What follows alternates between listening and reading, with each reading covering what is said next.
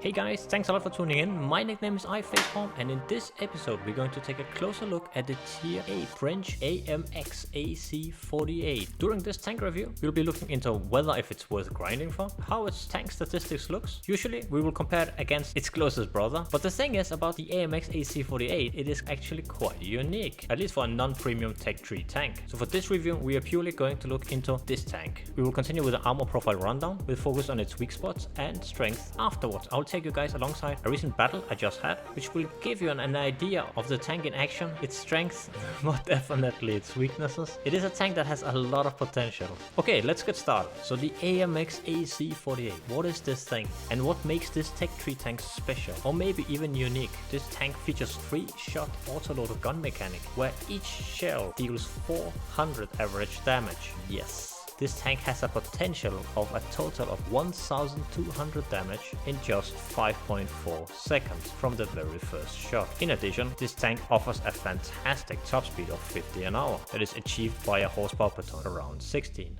So this tank looks amazing, right? But is it really? For the crew, this particular tank, nothing unique. Of course, the 6th sense for the commander, and besides that, it's going to be the camouflage and trying to get the brother in arms perk. For the equipment, improved aiming, which reduces our aiming circle size by 7%. For the second slot, I use binoculars, because if you notice, yes, my crew is not very skilled, but we only achieve a view range of 472. Even we have binoculars mounted on the tank. And for the third equipment, I used improved ventilation. Alternatively, you could switch it to the improved rotation mechanism or even a camouflage net. Because I have chosen improved ventilation rather than a camouflage net, it's simply because of the value after firing, it's extremely low, so you will be spotted. For the ammunition, I have 42 armor piercing shells, 21 APCR shells and 3 high explosives, which I don't even recall last time I used.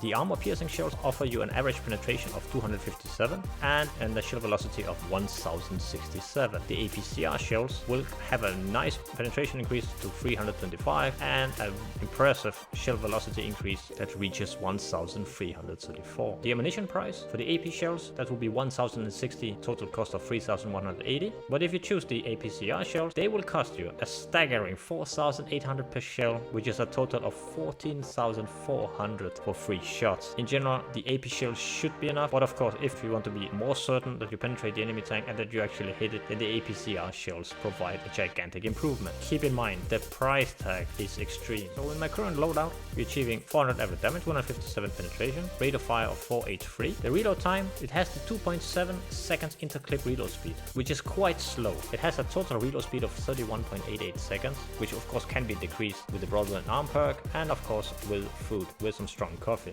to 30.52. So even this is not extreme, somehow it feels extreme for this tank, because first of all, it does not have a turret, and and even you see a value of 150 on the hull armor, it really feels more like a paper tank. This tank specializes shooting at tanks that are standing still. In other words, it suffers a bit from the Churchill gun carrier syndrome, guys. Well, all the general statistics looks very nice, and this tank offers the extra speed and mobility that the gun carrier doesn't have. With an impressive top speed of 50 an hour, it still suffers from being so situational. Gun traverse limits are only 10 degrees, and the reverse speed is only 13 an hour, and the armor is nearly not existing, because you might directly be wondering, what is this, guys? 1 cupola, 2 cupolas, and then if you manage to miss, then yeah, there's actually a 3rd cupola in the rear. The gun depression -6 degrees, 2.42 aiming time, 0.31 dispersion, which is quite nice now that we have both strong coffee and we have improved aiming. Without the improved aiming, we would be at 0.34, and without the strong coffee, 0.35. And I must say, at 0.35 in this tank, it does not feel precise. Switching back to the fire extinguisher, 0.32, which is a manageable dispersion rate for this tank, because you really need to make your shots count. It offers you only 1000 HP, and the mobility 16.69 horsepower per ton. Very nice 50 forward, but only 13 an hour backwards, which you can really feel. This tank is more about when you push, when you attack with this tank, you need to make sure that you kill the enemy. That is your best defense. If you do not kill the enemy and you do not have any support, then for the next 31 seconds, you can only hope and pray Camo values for stationary 24, 436, and yes, the camo values after firing are extremely low, and when moving 16, 15, 291. The view range, really bad view range on this tank, 472, which causes this tank to heavily rely on its binocular. Okay guys, let's take a look at its default tank statistics, how they look with a 100% skill crew. Just below 1900 DPM, 400 alpha damage per shell, 257 penetration with the AP shells, and as we saw earlier, the APCR shells will give you a staggering 325 penetration value. In addition, an increase in shell velocity from 1067 to 1334, but the shell costs are going to increase drastic from 1060 to 4800. The gun offers a clip size of 3 shells, which will offer you an impressive potential of 1200 damage in just around 5.4 seconds from the very first shot. 259 for the aiming time, dispersion 035. Because your reload speed is slow and because you cannot rely on your armor, we really need to make sure that those shells count. So the lower you can get the dispersion, the better this tank will perform. Looking at its mobility, it has an impressive top speed of 50 an hour, but its reverse speed is very bad. It's only 13 an hour. Horsepower to ton ratio of 16.81 and traverse speeds of around 40, 37, 21. Gun depression is 6 degrees. Nothing special, but it is workable. But then again, this is a non-turreted tank destroyer, so it would have to be nice if this value was better. The gun traverse range, minus 10 degrees. This is why I mentioned the Churchill gun carrier, because yes, the Churchill gun carrier has a worse gun traverse range of minus 5 degrees, but this is not far from,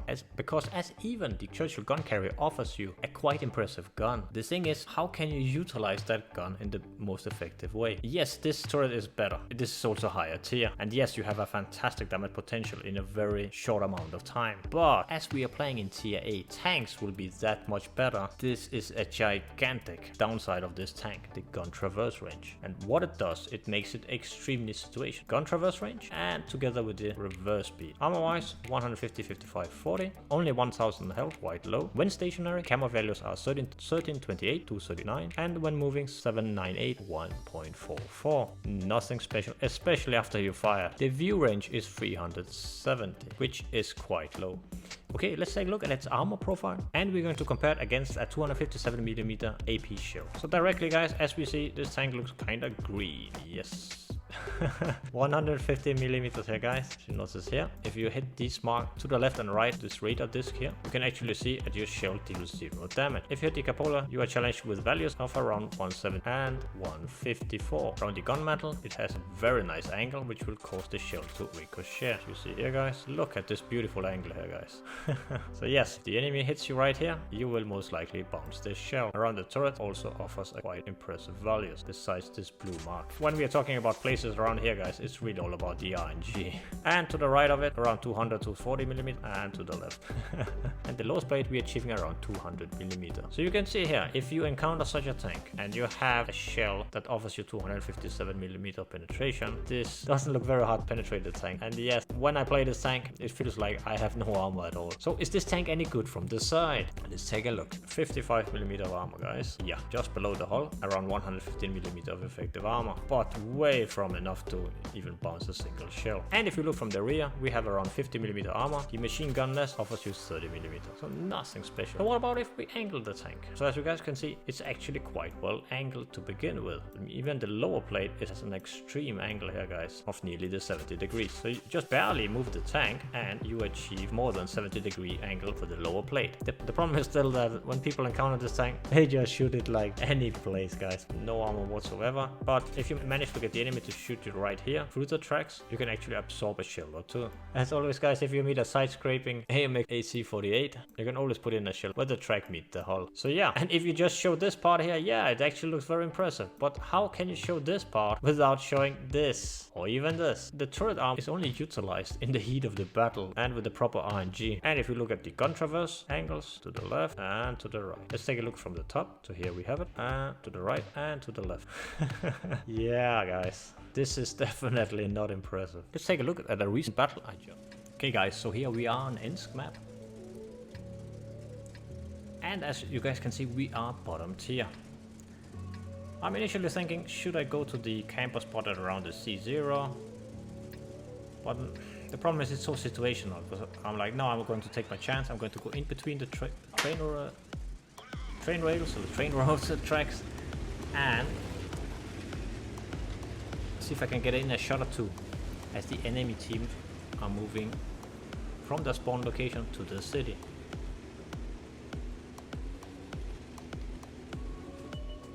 You can surprisingly get in a shot or two quite often here. Of course, you run always the risk that one or two tanks might YOLO you and just kill you off directly, especially if they're higher tier.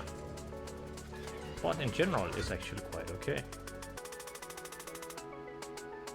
So I pre-aim a bit to the right because I know the enemy most likely are going to arrive from the left side. Nothing. Oh, there's a thing. Yeah. 384 damage to the EV. Okay, so now we have 2 shells in. And we're starting to get a bit of the dilemma. It's like, yeah, should I reload, should I not? Because it has a quite slow reload speed. Yeah, M46 pattern, got a shell in. Okay, we got one last shell in. And here it's like, should I reload, should I not?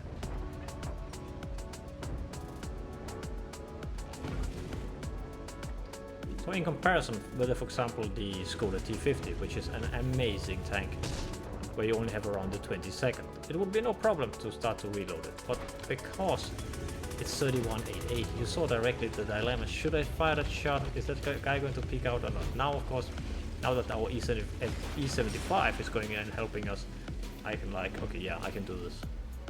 Seems like there's quite a heavy battle. So I decide, let's join in.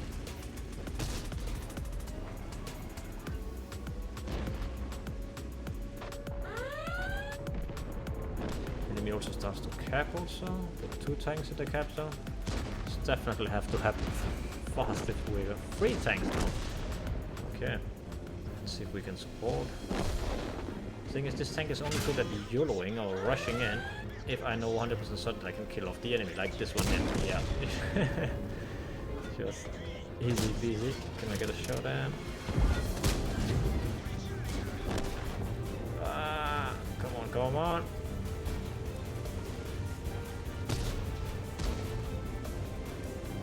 And now we wait.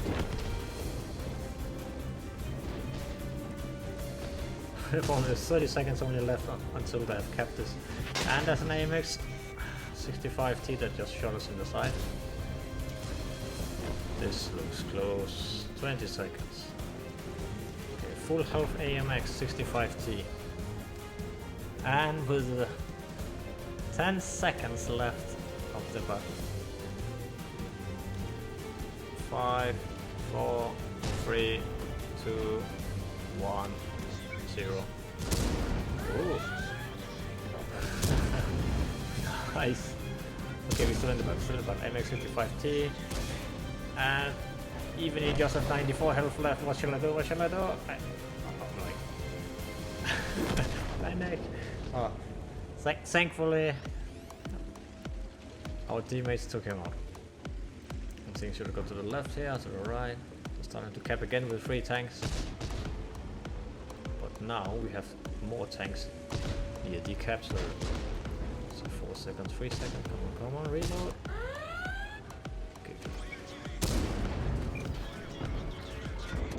Second shell, and come on. Yeah.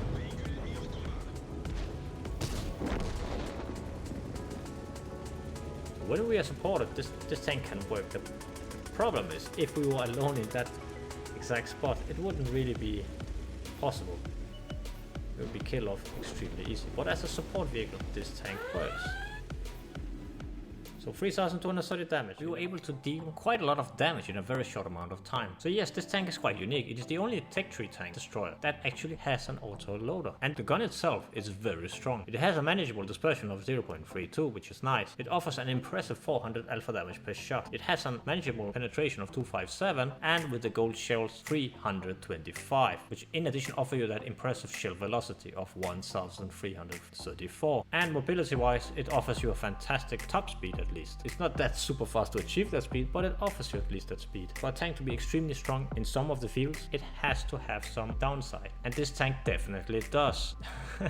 The gun traverse speed of only 10 degrees, guys. It's horrible. Extremely slow reverse speed, and it doesn't even offer you any armor that you can rely on. It's more about luck than it is about the tank itself. Of course, if you angle the tank at 70 degrees, yes, you can bounce a few shells. Then again, you can do that in any tank. But for this tank, if you choose to attack a particular tank and you know you will get spotted, you will most likely end up dead. And for that reason, this makes this tank extremely situational. So should you grind towards this tank? The thing is, I would recommend to try out all the various tech tree lines that WoT Tanks has to offer. And this is definitely one of them. It's not really about how to experience how good the tank is. It's about experiencing how much you actually are relying on the gun traverse game mechanic. Because very often we rely on the damage per minute, alpha damage, penetration, general armor. We don't really put that much effort into those gun traverse limits, or even the reverse speed for that sake. But this tank really have the ability to open up your eyes for how much you will appreciate other tanks that has those capabilities. So yes, I would recommend grinding towards the AMX AC 48, but whether you should grind further to the tier 9 in the hope for that you're going to achieve something better, or even towards the tier 10, one thing is for certain: if you do not like this tank, you will most likely not like the tier 9 or the tier 10. Even the higher tiers will offer you a better gun,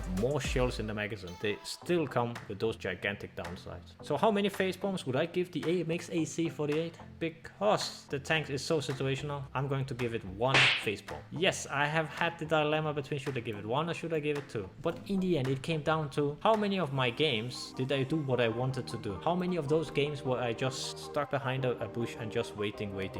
How many of those games could I take the opportunity, the challenge to actually push through a flank, support my team properly? Or was I stopped in any way due to its tank downside? And I must say that yes, maybe 2 out of 10 games were quite enjoyable and quite good. The problem with this tank is that the majority of the games are not, and this is why I'm going to rate it 1 out of 5. But keep in mind, guys, if you don't already have this tank, it is a tank that will learn you to appreciate more the other tanks that WoT Tanks has to offer. Thanks a lot for watching, guys. This was my tank review number 10. I hope you enjoyed it, and let me know what you think of the AMX AC 48 in the comments below. As always, if you'd like to see more crazy content from my side, feel free to leave a like or even subscribe. It's a big thumbs up for me and I appreciate it a lot. Cheers, guys, take care and see you next time.